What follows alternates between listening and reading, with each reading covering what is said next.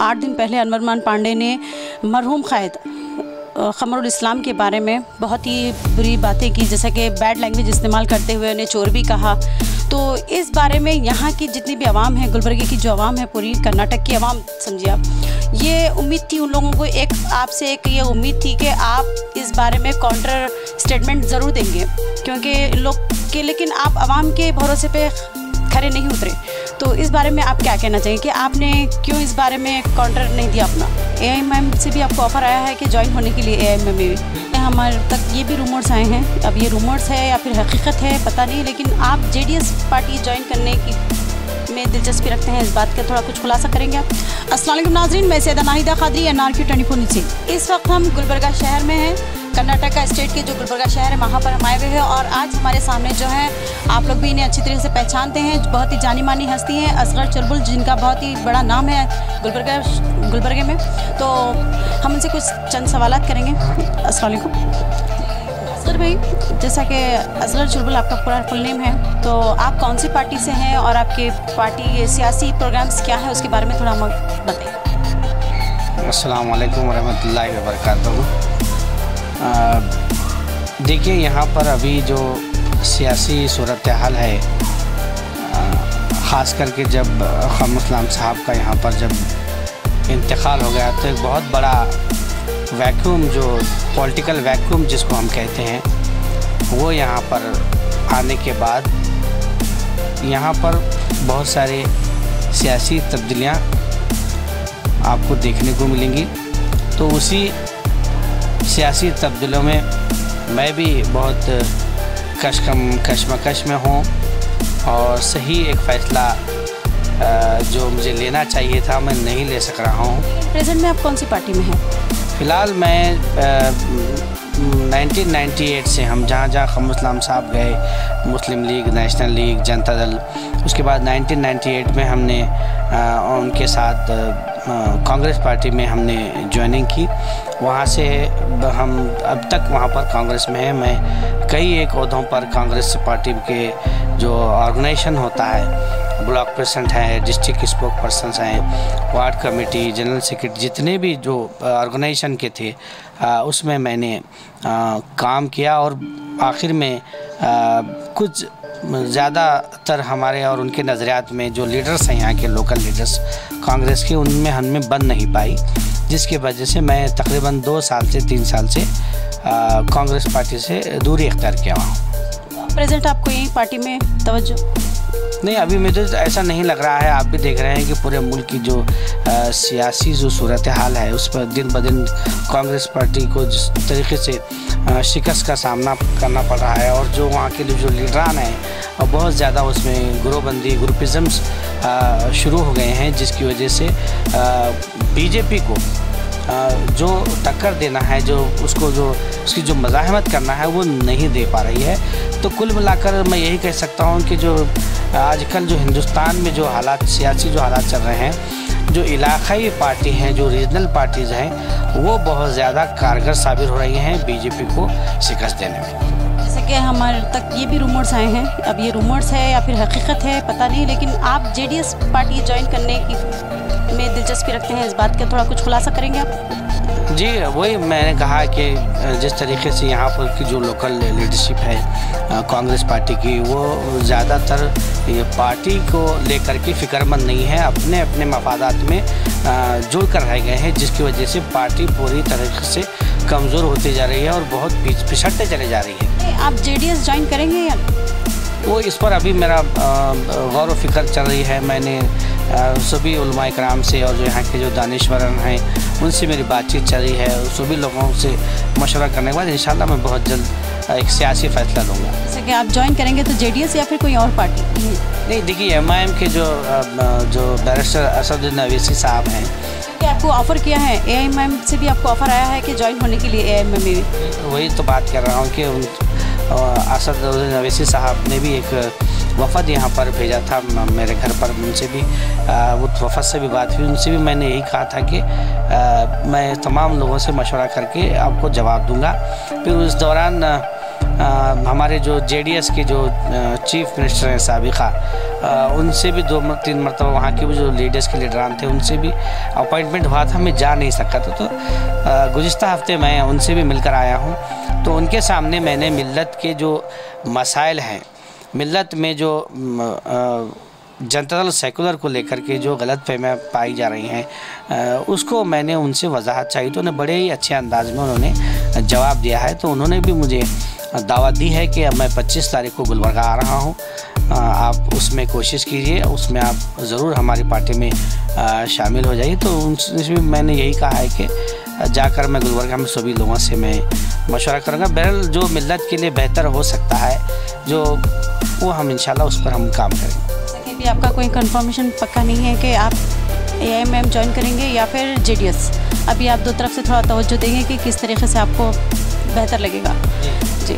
और एक बात, जैसे कि हमको ये भी पता चला है कि मरहूम क़ायद क़मरुल इस्लाम जो माशाल्लाह बहुत ही बड़ी हस्ती थे, और यहाँ के जो गुलबर्गे के जितनी भी लोग हैं उन्हें बहुत ज़्यादा पसंद करते थे, बहुत ज़्यादा उनको चाहते थे, और आज भी कई पूरी आवाम के दिल में उनके लिए मोहब्बत कायम है। और आप भी माशाल्लाह उनके बहुत करीबी रह चुके हैं, बहुत ख़ास थे आप भी उनके, ये भी हमें पता चला है। तो इसी ताल्लुक़ से जैसा कि इस बारे में आप क्या कहेंगे कि आप उनके जो करीबी थे उस ताल्लुक़ से उनके बारे में? देखिए, हम तो पूरा जो वो दिन रात हम जिस तरीके से 18 घंटे से 20 घंटे वो काम करते थे, तो हम भी उनके साथ जुड़े रहते थे, और चाहे वो मजहबी मामला हो या दीगर जो पॉलिटिकल इश्यूज़ हो, और कई एक डेवलपमेंट जो वर्क होते हैं उसको लेकर के हम उनके साथ शाना बशाना काम करते थे। और वो जितना मेहनत करते थे, हम सब मिल कर के यहाँ के जो कायदीन थे, जो वर्कर्स थे, हम उनके साथ काम करते थे। तो इस दौरान जब कांग्रेस पार्टी में बहुत ज़्यादा जब नाराज़गी यहाँ से उनको निकालने की बात की जा रही थी, तो मैंने ही मेरी क़यादत में पूरा ज़िले गुलबर्गा में गुलबर्गा बंद करा करके बहुत ज़्यादा मुनज़्ज़म एहतजाज किया था। और जबकि जो वज़ीर आला थे सिद्धरामैया जी और राहुल गांधी जी, सोनिया गांधी से हमने डिमांड रखा था कि इमीडिएटली इनको इंडक्ट करना चाहिए, इसमें दोबारा से इनको शामिल करना चाहिए। बहुत बड़ा एहतजाज हुआ था, उसमें कई एक FIR मुझ पर और हमारे साथियों पर हुए थे। तो मैं समझता हूँ कहीं ना कहीं यही एक नतीजा है जिसकी वजह से क़मरुल इस्लाम साहब के इंतकाल के बाद मुझको यहाँ कांग्रेस पार्टी में बहुत ज़्यादा नज़रअंदाज किया गया। और मेरी ये सोच है कि वो ये नहीं चाहते थे कि क़मरुल इस्लाम साहब के ये साथ रह चुके हैं, दस्ते रास्त हैं, और ये आगे चलकर एक क़मरुल इस्लाम साहब गुजर जाने के बाद फिर एक क़मरुल इस्लाम के जो अंदर जो सलाहियतें थी, जो खूबी थी, वो भी किसी दूसरे में आए तो ये हमको बहुत ज़्यादा तकलीफ़ होगी। और उन्होंने देखा भी कि हमने किस तरीके से एहतजाज किया, और क़मरुल इस्लाम साहब को निकालने के बाद हमने जो मज़ाहमत के एहतजाज किया, उन तमाम चीज़ों को उन्होंने दिल में रख कर के यहाँ के लोकल कायदीन ने हमसे दूरी इख्तियार की। और इसका मतलब ये भी है कि आप बहुत ज़्यादा पसंद करते थे क़मरुल इस्लाम मरहूम को? बिल्कुल जी, हमारे लिए वो एक पॉलिटिकल एक रोल मॉडल थे हमारे लिए। यूँ तो मैं नबी करीम सल्लल्लाहु अलैहि वसल्लम का जो दुनिया में सबसे अहम शख्सियत है, और हम सब मुसलमानों को चाहिए कि उनको रोल मॉडल बना करके हमको ज़िंदगी करना चाहिए। लेकिन हम यहाँ देखते हैं कि वो तो हमारे रोल मॉडल हैं दुनियावी तौर पर और दीनी तौर पर। यहाँ पर जो सियासी तौर पर हमने जो उनका क़मरुल इस्लाम साहब के जो साथ दिया, हम उनको ही फॉलो करते हैं। तो एक अहम सवाल मेरा आपसे ये है, जैसे कि अनवरमान पांडे, 8 दिन पहले अनवरमान पांडे ने मरहूम क़ायद क़मरुल इस्लाम के बारे में बहुत ही बुरी बातें की, जैसे कि बैड लैंग्वेज इस्तेमाल करते हुए उन्हें चोर भी कहा। तो इस बारे में यहाँ की जितनी भी आवाम है, गुलबर्गे की जो आवाम है, पूरी कर्नाटक की आवाम समझिए आप, ये उम्मीद थी उन लोगों को, आपसे ये उम्मीद थी कि आप इस बारे में काउंटर स्टेटमेंट ज़रूर देंगे, क्योंकि लेकिन आप आवाम के भरोसे पे खड़े नहीं उतरे। तो इस बारे में आप क्या कहना चाहिए कि आपने क्यों इस बारे में काउंटर नहीं दिया अपना? देखिए, मैं ये नहीं चाहता था कि उन्होंने अनवर मानपड़े जी जो फॉर्मर माइनॉरिटी कमीशन चेयरमैन थे, जो एक रिपोर्ट उन्होंने वक्फ इमलाक को लेकर के जो सबमिट की थी, उसी दिन हमने जब 2012 में जब वो मुसलसिल ये रिपोर्ट को हाईलाइट कर रहे थे उसकी मजम्मत की थी। आप साबिक में भी देखिए कितने स्टेटमेंट हमने उनको काउंटर किया। आज भी मेरे पास फाइल है। तो इस बार आपने काउंटर क्यों नहीं किया? उन्होंने कहा था कि मैं 9 या 10 तारीख को गुलबर्गा आऊँगा और वहाँ पर धरने पर बैठूँगा। तो मैं जब वो ज़बानी खर्च जो बात कर रहे थे, जो ऑथेंटिकली जो प्रेस मीट होती है उसमें उन्होंने उसको उन चीज़ों को जो हाईलाइट करना था, नहीं क्या पर्सनल उन्होंने अटैक किया। आप जानते हैं कि जब कोई हमारे यहाँ गुजर जाते हैं तो हम उनकी अच्छाइयों को हमको गिनना चाहिए। तो यहाँ पर उस शख्स ने क़मरुल इस्लाम साहब के बारे में जो नाजेबा जो बातें की है, मैं उसको मजम्मत करना चाह रहा था 9 और 10 तारीख को बाज़ाब्ता प्रेस मीट करके, तो उसको मैं बाज़ाब्ता हाईलाइट करूँगा। इंशाल्लाह आगे भी करूँगा, ऐसी बात नहीं है, क्योंकि उन्होंने सिर्फ एक मखसूस चैनलों को उन्होंने इंटरव्यू दिया था। मैंने मुनासिब नहीं समझा कि मैं उसका काउंटर करूँ। मैं बाज़ाब्ता प्रेस मीट करूँगा। प्रेस मीट करके जो वो रिपोर्ट जो सबमिट कर रहे हैं, जो उसमें कई एक ऐसी जो खामियां हैं, हालांकि कई एक मैं समझता हूँ उसमें अच्छाइयाँ भी हैं, लेकिन बुराइयों को बहुत ज़्यादा उन्होंने उसमें जो इलीगलिटीज़ जो जिसको होना है उसको कम, और अच्छाइयों को उन्होंने उसको हाईलाइट किया है, जो मैं उसको कंडम करता हूँ। जैसे कि 9 और 10 फरवरी तक आप स्टेटमेंट देने वाले थे, क्योंकि वो धरना देंगे बिल्कुल, लेकिन अब जैसा कि आज 18 फरवरी है, तो आगे कुछ ऐसा स्टेटमेंट आने वाला है आपका, या आप कुछ एक प्रेस कॉन्फ्रेंस करेंगे इस बारे में अनवर मान पांडे को कुछ जवाब देने के लिए पलटा के? नहीं देंगे। अभी देखिए, अभी वो यहाँ पर ख़त्म होने वाली बात नहीं है, क्योंकि अभी बहुत लंबा ये मामला है। इतने इस बयान से क्या है, लोगों के दिलों को तकलीफ़ है कि इतने बेहतरीन इंसान थे वो मरहूम आपके क़ायद जो है क़मरुल इस्लाम, बहुत बेहतरीन इंसान थे, तो उनके बारे में इस तरीके से बातें चल रही है, तो जाहिर सी बात है लोगों के दिलों पे भी चोट लगी है इस बात पे।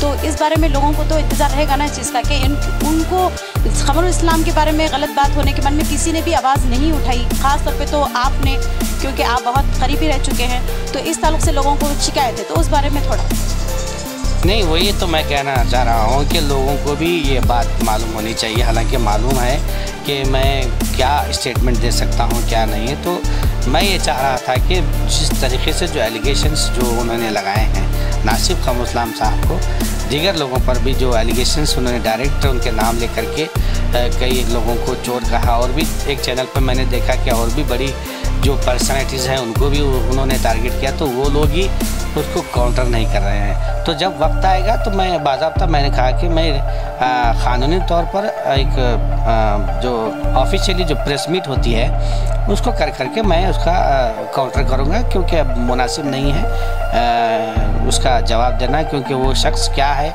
क्या नहीं ये सब पर आया है। तो उसको हम लीगल वे पर जाएंगे, और बाज़ाब्ता वो जो मांग कर रहे हैं CBI की और दीगर जो चीज़ें हैं उस पर भी मैं बात करूंगा। और जो लैंड रिफॉर्म एक्ट है और वक्फ एक्ट है उसके बारे में ये बार बार कर रहे हैं कि 2 लाख 4 लाख जो वक्फ प्रॉपर्टीज़ हैं वो मुस्लिम लीडर ने उसको गबन किया, हड़प किया, तो उस पर भी कई सारी बातें मुझे करनी है, जो इंशाल्लाह मैं आगे चल करके बाज़ाब्ता मैं उसको प्रेस के ज़रिए आपके सामने लाऊंगा। और एक सवाल आपसे ये है कि ये जो दरगाह की जो रोड है, ख्वाजा बंदे नवाज़ गौसुद्दौला रहमतुल्लाह अलैह की जो दरगाह है, वहाँ पर जो जाने का रास्ता है, वो दरगाह का रास्ता पिछले कम से कम 1 साल हो चुका है जो बंद पड़ा है, तो इस बारे में आप क्या कहना चाहिए? क्यों कांग्रेस पार्टी वहाँ पर अब तक अपना काम नहीं करवा सकी? नहीं, यही कांग्रेस पार्टी ही नहीं बल्कि BJP, क्योंकि स्टेट गवर्नमेंट जो है यहाँ की, जैसे कि कर्नाटक गवर्नमेंट अगर देखेंगे हम, तो यहाँ पर BJP है CM के हिसाब से, तो वो क्यों नहीं कर? देखिए, यहाँ पर जो मामला है दरगाह की सड़क का, सब भी जानते हैं कि सज्जाद साहब क़िबला जो सैयद शाह खुसरो हुसैनी साहब उन्होंने बाज़ाब्ता एहतजाज किया था, जिसमें हम सभी लोग नासिर हुसैन उस्ताद साहब, मैं, नईम खान, मदर एडवोकेट और कई लोग अहम शख्सियतें उस वक्त मौजूद थी, बैठ करके जो हमने बड़ा एहतजाज किया था कि अगर ये रोड जल्द से जल्द तामीर नहीं होगी, दोबारा ये बनाई नहीं जाएगी, तो हम बहुत बड़ा एहतजाज करेंगे। उसके बावजूद भी आप देख रहे हैं कि 1 साल 1.5 साल से ये मामला किस तरीके से पेंडिंग होता जा रहा है। आप लोगों ने एहतजाज करने की बात की, फिर एहतजाज क्यों नहीं किया आप लोग? अब यहाँ पर जो हमारे जो एमएलए हैं कांग्रेस के हैं, आप जानते हैं वो कांग्रेस के एमएलए हैं, तो उनकी बहुत ज़्यादा दिलचस्पी होनी चाहिए। हालांकि दरगाह की जो अहम शारा है ये पूरे हिंदुस्तान से, ना सिर्फ हिंदुस्तान से बल्कि दीगर बाहर के जो बैरून ममालिक हैं वहाँ से भी लोग यहाँ पर आते हैं, तो उनको चाहिए था कि ये दिन रात इसको जो है ना एक चैलेंज के तौर पर लेकर के उसको डे नाइट काम करते। तो मैं समझता हूँ कि कोई बड़ी बात नहीं, 6 महीने 3 महीने में ये काम हो सकता था। लेकिन लॉकडाउन के दौरान भी हमने ये पूरी रोड को क्लोज़ कर हमने उस वक्त मुसीबतें झेली। ये रोड वाइडनिंग का भी यहाँ पर मसला चल रहा था, तो इसको जो सीरियसली जो एक एमएलए की जो जिम्मेदारी थी वो एमएलए यहाँ पर उस जिम्मेदारी को उन्होंने नहीं निभाया।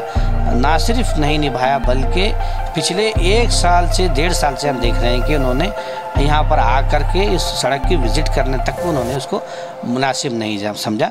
तो हमने गैर ज़रूरी उसको, अब लोग तो ये कहेंगे कि अगर मैं सड़क के बारे में बोलूँगा काउंटर करेंगे, अरे उनकी दोनों की जो बनती नहीं है, तो इन्होंने खिलाफ में उसका स्टेटमेंट दिया। फिर कहेंगे आपने ऐसा क्यों कहा, तो मैंने मुनासिब नहीं समझा। काम चल रहा है, यहाँ के मुकामी जो नौजवान हैं वो सामने ठहर के काम कर रहे हैं, तो हम ये समझे कि हम वहाँ अगर इंटरफेयर होंगे तो काम में जो पहले से ही ताख़िर हो रही है मज़ीद ताख़िर होगी। लिहाजा पहले काम होने दीजिए, हम बाद में उसको देखेंगे कि क्या क्या उसमें और लैप्सेस हैं, खामियां हैं, उसको बाद में हम आवाम के सामने लाएंगे। और लास्ट क्वेश्चन ये है कि जैसा कि अब आप कोई पार्टी ज्वाइन करेंगे तो आवाम के लिए क्या मैनिफेस्टो रहेगा, आप लोगों के लिए कैसी खिदमत को अपनी अंजाम देंगे, वो थोड़ा अगर। देखिए, हमारा जो मुद्दा है शुरू से आप लोग भी देखते हैं, कहीं ना कहीं सोशल मीडिया हो या प्रिंट मीडिया हो, उसमें हमारा एक ही मुद्दा है कि मिल्लत के जो मसाइल हैं, जो मिल्लत का जो इंटरेस्ट है उसको प्रोटेक्ट करने में हम बहुत ज़्यादा दिलचस्पी लेते हैं। मिसाल के तौर पर हम ऑल इंडिया मिल्ली काउंसिल से जुड़ा हुआ हूँ, रुकने आमिला हूँ वहाँ का, दिल्ली से जो 40-50 जो मेंबर होते हैं पूरे हिंदुस्तान में। खम्सुल साहब जाने के बाद मुझे रुकने आमिला वहाँ पर मंतखब किया गया। उसी तरीके से all India Muslim personal law board में मुझे मदई खुसूसी के तौर पर शामिल किया गया, और इंशाअल्लाह सभी वो जो उलमा इकराम हैं वहाँ के all India Muslim personal law board के, उन्होंने तयख़ुन दिया है कि हम आपको जो रुकनियत होती है, खम्सुल साहब जो उसके भी रुकन थे, उसके उनकी जगह पर आपको हम पूर्ण करने की जो है ना खाली जगह को कोशिश करेंगे। तो यहाँ पर हम ये देख रहे हैं कि जो बीजेपी गवर्नमेंट जिस तेज़ी से जो मुसलमानों को जो टारगेट कर रही है और पूरे इंडिया में आइसोलेट करने की जो कोशिश कर रही है, और चाहे ट्रिपल तलाक का मामला हो, NRC हो, CA हो, और जो अब यहाँ पर जो फ़िलहाल जो अब जो इशू चल रहा है गाँव कशी को लेकर के, तो यहाँ पर कुल मिलाकर 159 यहाँ पर गौशाला है हमारे कर्नाटक में, तो जिसमें 75 जो गौशाला हैं वो वर्क कर रहे हैं, काम कर रहे हैं, और उसमें कई एक धांधलियाँ वहाँ पर देखने में आई हैं, जिसकी कई एक सोसाइटी की जानिब से डिमांड की गई कि गवर्नमेंट का जो ग्रांट होता है वो उसको हड़प रहे हैं और वो गौशाला के नाम पर पैसे खा रहे हैं। तो बाकी जो 150 जो और जो रिमेनिंग जो बच जाते हैं वो बिल्कुल बराए नाम गौशाला है, जिसकी वो गवर्नमेंट ग्रांट लेकर के उसको जो है ना उसका जो अमाउंट होता है, ग्रांट होता है, वो गबन कर रहे हैं। एक सोची समझी साजिश है। तो हम ये कह रहे हैं कि टोटली जो ट्रांसपोर्ट होता है और एक्सपोर्ट इंपोर्ट जो गाय की होती है उस पर पाबंदी लगाई जाए। सिर्फ यहाँ पर जो खाने को लेकर के जो गोश्त खाने वाला और खिलाने वाला दोनों को जो उन्होंने जो सज़ा जो मुकर्रर की है, जिसको कानून बनाया है, वो बिल्कुल एक तरफा कानून है। यहाँ पर 25 लाख जो अफराद जो इससे मुतासिर हुए हैं गाँव कशी बिल से, जो उसका कारोबार था, उसको मद्देनज़र रखते हुए सरकार को चाहिए था कि उन 25 लाख अफराद जो बेघर हुए हैं इस रोज़गार से, उनके लिए कुछ न कुछ उनका अल्टरनेट अरेंजमेंट करते और लोगों से राय लेकर के इसको इस कानून को लाते। लेकिन उन्होंने यहाँ पर हरी भरी में जल्दबाजी में अपने आखाओं RSS फ़िरक़ापरस्त जो तंजीमें हैं उनको खुश करने के लिए ये बहुत जल्दबाजी में इन्होंने इस कानून को लाया है। और इसमें ये लोगों का और उनका बीजेपी लोगों का ये कहना है कि सबसे बड़ी मार ये मुसलमानों को होगी। लेकिन मुसलमान भी अब अच्छे तरीके से जान चुका है यहाँ पर किसानों को, दलितों को, बैकवर्डों को सभी को इसकी बहुत ज़्यादा गाँवकशी जो बिल लाए हैं उसकी मार पड़ेगी, क्योंकि आप जानते हैं कि 70 से 80% आज हमारे कर्नाटक में सभी लोग गोश्त खाते हैं। तो गोश्त सिर्फ मुसलमान नहीं खाते हैं, तो हमें खाने से नहीं खाने से कुछ फ़र्क नहीं पड़ेगा। हम लोग जो बहुत ज़्यादा मसाइल में मुब्तला होकर के मसाइल से कैसे बाहर निकलना, हमको फ़ाइट करना है, ये हमारी कौम, ये हमारी मिलत अच्छी तरीके से जानती है। तो इंशाअल्लाह मुस्तक़बिल में यही जो इश्यूज़ हैं, कॉज हैं, जिसको लेकर के जो हम काम कर रहे हैं, आगे भी एक्शन सिविल कोड की बात हो रही है और मथुरा और दीगर जो मसाजिद हैं उसको लेकर के ये बीजेपी जो टारगेट कर रही है, ये तमाम इश्यूज़ को लेकर हमारा एक ही एजेंडा है कि मिल्लत इस्लाम है कि जो इंटरेस्ट है उसको जो प्रोटेक्ट करना है, और उसमें किसी भी कीमत पर जो भी मामला बीजेपी आरएसएस, आज बीजेपी एक पार्टी नहीं है, उसके पीछे कई उसके विंग्स हैं। असल में जो मेन जो तंजीम है, जो आरएसएस हम जिसको सब जानते हैं, आरएसएस, वीएचपी, बजरंग दल, ये हैं, ये मैं मोदी और अमित शाह, तो ये तो मुखौटे हैं, ये चेहरे हैं हमारे सामने। हम ये समझते हैं कि मोदी ने ऐसा किया, अमित शाह ने ऐसा किया, लेकिन ये लोग तो उनके मोहरे हैं। असल जो मास्टरमाइंड जो पीछे काम कर रहा है, उनके जो साजिशें हैं, हम उनको देख करके हम उनको काउंटर करने की, उनकी साजिशों को नाकाम करने की हम उसी में लगे हैं। जैसे कि आप लोग देख रहे थे, इस वक्त हमसे जो बात कर रहे थे असगर चुलबुल, जो अल्हम्दुलिल्लाह आगे भी कोई भी पार्टी जब ये ज्वाइन करेंगे तो बस इनका मकसद ये है कि बराबर ये अवाम की हक़ में आवाज़ उठाते रहेंगे और आवाम की खिदमत करते रहेंगे। और उन्होंने ये भी जवाब दिया है कि जैसे कि हमने उनसे सवाल किया था मरहूम क़ायद क़मरुल इस्लाम के बारे में भी हमने इनसे सवाल किया था, तो उनका कहना ये है कि ये एक प्रेस कॉन्फ्रेंस करेंगे जिसमें बराबर उनके ख़िलाफ़ में, जैसे कि अनवर मान पांडे के ख़िलाफ़ में वो बराबर स्टेटमेंट अपना देंगे, जो भी इनके सवाल रहेंगे उसका जवाब वो ज़रूर देंगे। और इंशाल्लाह हम भी इंतज़ार करेंगे कि आपके प्रेस कॉन्फ्रेंस कब रहेंगे, और इंशाल्लाह हम भी ज्वाइन करेंगे कॉन्फ्रेंस। इसी के साथ मैं सैयदा नाहिदा खदरी, कैमरामैन वसीम खान के साथ इसी तरह हम आपके सामने सच्चाई दिखाते रहेंगे। इंतज़ार करिए हमारे अगले न्यूज़ का। हमारे इस न्यूज़ के पेज को लाइक करिए, यूट्यूब पर सब्सक्राइब करिए। जय हिंद।